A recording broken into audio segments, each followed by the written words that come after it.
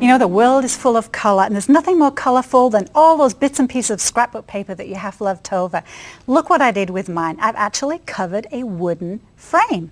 Now I've got a black and white picture accented with color. Let me show you how easy it is. This is the art of decoupage, and I'm going to put some glue on the wooden frame. We can use this glue, or I'm going to use this one. This is actually a gel. Either one works just as well, and I'm just going to squeeze it out and let it just drizzle all over the area where I want to put the paper. Now this is the art of decoupage, which has been around for a long time. It comes from the French word couper, which means to cut, and I'm not sure where the de comes from, but I'm sure there's a good reason for it. Now you're just going to cover it with glue, then put your paper on top. Doesn't have to be cut in any particular manner. You can even tear it. Just press it down firmly, and then you're going to set it aside to dry. Now this is one big piece, as you can see, but you can also use a mixer of a lot of different little pieces. It's a good way to use up your scraps. Now I've already got one piece over here, and the paper has already dried. Now then, we're going to add some ribbon. Now ribbon is fabric, so I'm going to use a fabric glue for this. And again, we're just going to put a little bit on, just squeeze it out, and just spread it a little bit. You can put it on the ribbon, or I prefer to put it directly onto the paper. And I'm going to overlap the ends, and then I'm going to trim the ends when it's dry, but we won't do that right now. And actually, I've got a little bit of glue on the top, so I always have some paper towels or napkins handy, just so that I can take that off, and I don't get it all over my fingers. Then just use a nozzle to spread it evenly. Now, second piece of ribbon over here, and we're going to put that right down like that. Now, I need to trim around the outside. The paper is dried, and this is the time when you actually want to trim. And I'm going to use a craft knife for this. You know, I was watching an old series of Scrapbook Memories, and Melissa Inman from Scrapbooks, Etc. was our guest host.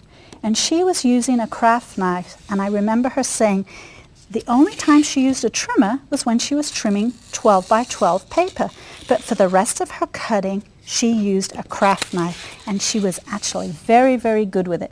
She was using it to trim paper from chipboard letters, and I took her advice, and I have learned to use this, and it is absolutely wonderful. Now they're very, very sharp as well. So here, let me just tear that. Get rid of all these little scraps. I'm not going to throw them away, because believe me, I can probably use those for another project later on. Now, we have our frame. And as I said, I'm going to let this ribbon dry, and we'll actually trim that later with a pair of scissors. Now I'm going to add 2 more pieces of ribbon with the fabric glue, and I think this time I am going to put the glue right onto the ribbon. Now with the little nozzles, as you can see, you can get a nice thin line of glue, so you don't get too much on there. If you do, though, it's not a problem, because when it dries, it's going to dry clear, so it won't be noticeable. And we'll put a small piece going the other way. There we go. And let's put that down right here. And then as you go over the top, it is going to smooth itself out. Now we're going to add some flowers. I've got shades of pink to match with my paper. And we'll start with the dark one. And again, these are silk flowers, so it's fabric. Just a little dot of the fabric glue. I love the way these glues are labeled. You know immediately what they're going to be used for. Add the third one like that. Now in the center of the flowers, I'm going to put some buttons. Now for the buttons, they're, I guess it's plastic. I'm not really sure what you call the material. But I'm going to use a tacky glue for that, because I need something that's very, very thick. There we go, and just a little bit. 1, 2, 3. Just a dot in each of the flowers. And then we're going to add the green, or let's put the green one over here. There we go. And when you press down, the glue is actually going to pop through the holes in the buttons, but not to worry, because like I said, when it dries clear. I am going to use a napkin and get the glue off my fingers, though, otherwise it will be in places where I don't want it to be. Now we're going to add a little piece of metal, a little saying. Now a lot of the metal pieces, they already have adhesive on them, but sometimes you want to use a piece of metal that doesn't have adhesive on it. This is actually meant for paper, and there are holes at each end, obviously for a brad or maybe a nail, because we are using wood. But what I want to do is use a metal glue because I just want to glue it down.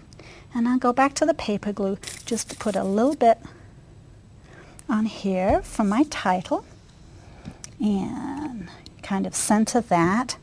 And then this is an ultra glue, and it sticks all.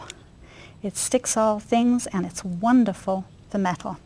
I'm just going to put a little dab on each end. And again, if there's some extra, just wipe that away. But again, if you do get too much on there, it is going to dry clear, so not to worry. And there we have a wonderful, colorful frame for a beautiful black and white photograph. But look at all the other things that you can decoupage. We have a pink frame down here with surrounded by wonderful scrapbook paper. There's mesh in the middle for putting little notes or jewelry.